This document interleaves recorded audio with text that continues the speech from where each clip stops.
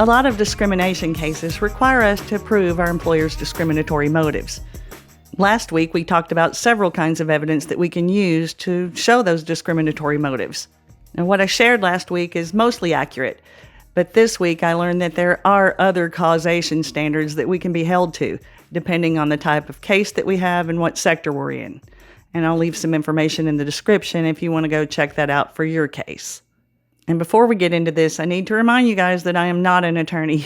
I'm just another employee like you who has been through the EEOC process and got lucky enough to win my case. Now, just by talking about this stuff today, I'm taking a risk that I might get some things wrong.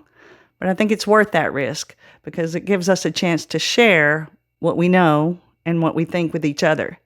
So if there's something about today's subject that you want to share, something you know or think, please drop it in the comments. And especially if you're a professional in this area. We need all the expert help we can get. So now let's get into it. Today we're going to talk about legal standards for establishing our employer's discriminatory intent, which are known as causation standards. Now, a legal standard is a framework that lays out how courts should handle specific issues. Legal standards evolve through case law, and the U.S. Supreme Court gets the final word on what they are. Now, the stuff I talked about last week applies mostly under the mixed motive standard, which allows for the possibility that our employer might have mixed motives. And in that case, all we have to do is prove that our employer's discriminatory actions were driven, at least in part, by our protected status. But the Supreme Court has decided that for some types of discrimination cases, the but-for standard is a better fit. Now, at this point, you may be wondering, so what? Well, the but-for standard increases the burden of proof for us employees, it weakens our evidence, and it makes it a lot easier for employers to hide behind pretext. Let me give you an example of what we have to prove under but-for, and I'm going to say this a few different ways to help you quickly get a grasp on how this works. But for my disability, my boss wouldn't have harassed me. Another way of saying that is, if I hadn't been disabled, my boss wouldn't have harassed me. And yet another way, if I hadn't been who I am, they wouldn't have done what they did.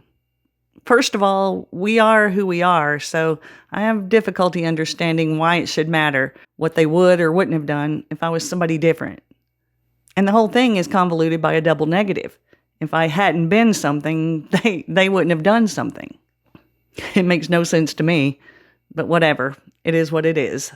So now I'd like to go through the kinds of evidence that we talked about last week under the mixed motive standard and talk about how that evidence holds up under the but-for standard.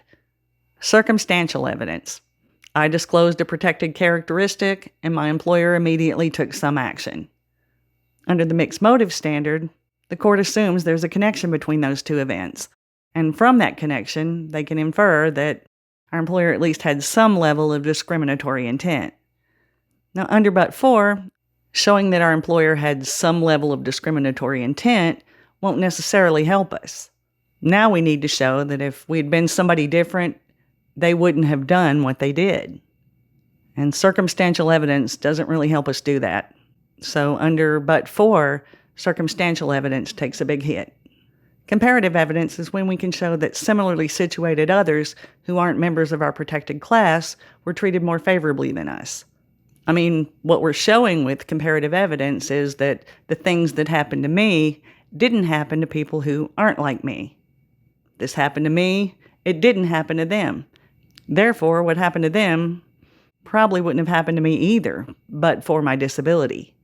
Comparative evidence is fairly useful under both standards, but the strength of that evidence does take a slight hit under but-for. Let's say I get fired and I want to use comparative evidence to show that males in my situation wouldn't have been fired. That comparative evidence better be crystal clear that similarly situated men don't get fired. Statistical evidence works basically the same way. Whatever stats we use better be crystal clear. Next, let's talk about direct evidence, and this one just makes my head spin. I mean, the whole thought of having direct evidence of two things that didn't happen is a lot to wrap your head around. Easiest place to start to understand it is by looking at the smoking gun evidence. Let's say that I'm lucky enough to have an email from my boss that says, "I'm firing you because you're disabled," which never happens, but for the sake of understanding. An email like that is going to be useful under either standard, because my boss admitted she had one reason for what she did, and it was my disability, my protected status. But what if my boss had said, well, I'm firing you because the company is downsizing and your disability has been a problem?